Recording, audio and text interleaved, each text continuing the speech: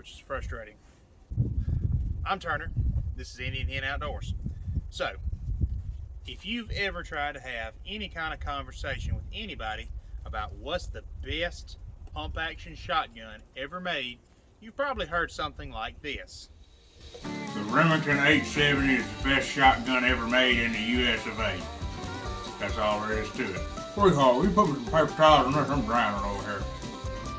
No, Papa, that Mossberg 500 just as good. It's just as good, that 870. You're right. And they're not wrong. The Remington 870 and the Mossberg 500 are some of the greatest pump action shotguns ever made. In fact, there's a lot of great pump action shotguns throughout the last 100 years. The Winchester 12 and 1300, its predecessor, the Model 12, the Mossberg 88, the old Ithacas. The possibilities are endless. However, there's one shotgun that never gets mentioned. It never gets the respect it deserves. And I think it's more than time we give it its props. I present to you the Rodney Dangerfield of shotguns because it never got any respect. You might have to Google that joke. Your parents might get it, or your grandparents will get it. The J.C. Higgins Model 20. Now, before y'all go blowing me up in the contents and telling me about 870s and 500s or whatever your favorite pump shotgun is, just hear me out a second. Let me tell you the history and the story of the Model 20. So Sears, back in the day when they actually sold guns, they had the J.C. Higgins line. This ran until about 1962 or 3, I believe, and it was replaced what they called the Ted Williams line. But this is the J.C. Higgins Model 20 12 gauge, which they started producing in 1946. Now, the patent, to my understanding, was shared. So, while they were producing the J.C. Higgins Model 20, at the same time, it was also being produced as the high standard Model 200.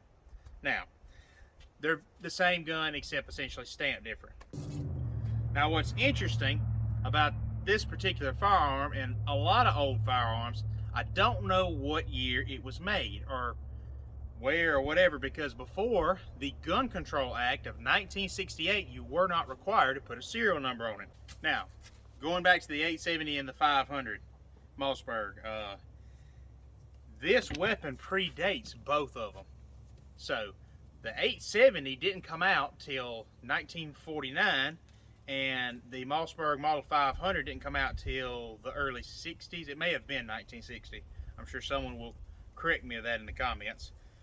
So not only was this gun released before both of those models, it was much more affordable than a lot of the other shotguns out there. You still had your Winchester Model 12s, your Ithaca Model 37, but this was much cheaper. This was the working man's, the blue collar gun.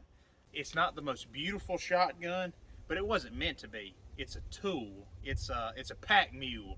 It's a Swiss Army knife. Now, even though these are the working man's hero, the blue collar shotgun, they were known for their extremely high build quality. I have no reservations in saying that these guns will take just as much abuse as an 870. I have put more shells through this than I care to mention. Just tough as nails. They just steel cycles perfectly. That action is like butter. The J.C. Higgins is kind of known for that. A lot of bird hunters that do have these, they really love. It's a quick action. You know, it takes hardly any effort to pump it. Just a sweet shooting, sweet pointing shotgun. Now, some other things. These models, like the one I have without the vented rib, is a fixed choke. Mine is a fixed modified. You could get fixed in any choke. They also made a waterfowl version, which you'll see in this ad here.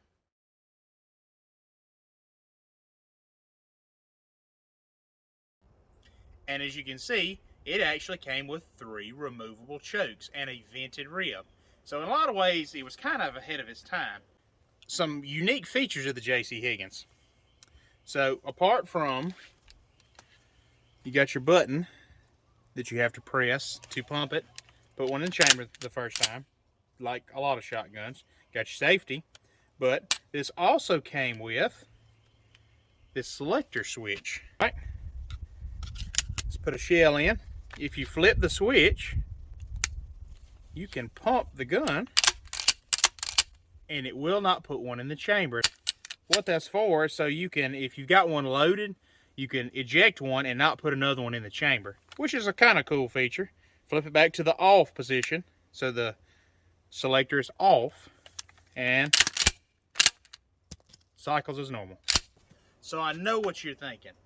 If this gun shoots so good, it points so good, it was built so good, why didn't it last? Why is it still not revered and talked about today with the elite of elites of pump shotguns? Well, it's money. Starting in the 1960s, when it turned over to the Ted Williams line, the high standards that were made after that point, the build quality went down dramatically. They faded out. They faded into obscurity. They kind of lost their notoriety as being the Sears gun, you know. After all that, they just kind of vanished. But that's enough of me rambling on. I'm going to give you a close-up look at it. Let me give you a quick backstory on this particular gun, and then we're going to go bust some clays.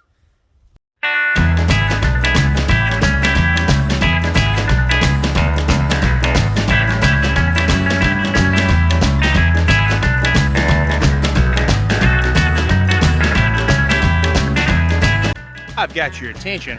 As you can see, my poor old JC Higgins needs some help.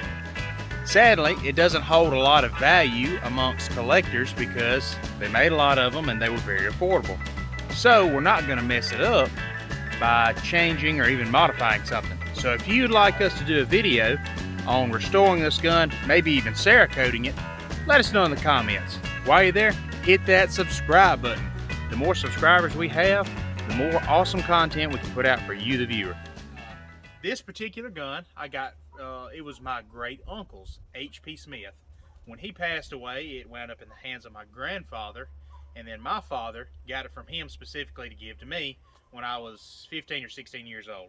So this was my first shotgun. I have put it through its paces back when I didn't know any better and didn't know how to properly clean and take care of shotguns. This thing has taken its lumps, and it has taken them well. So let's see how she shoots. All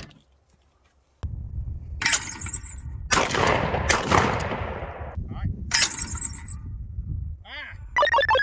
She's on.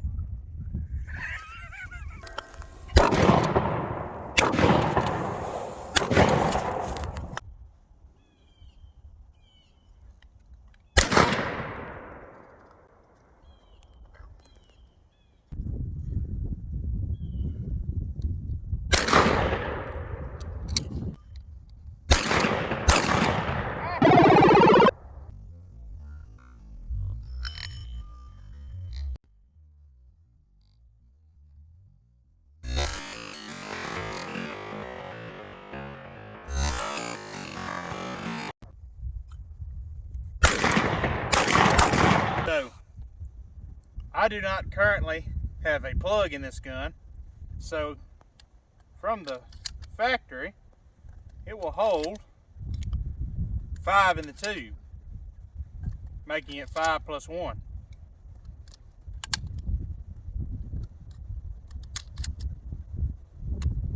Let's see how fast I can shoot.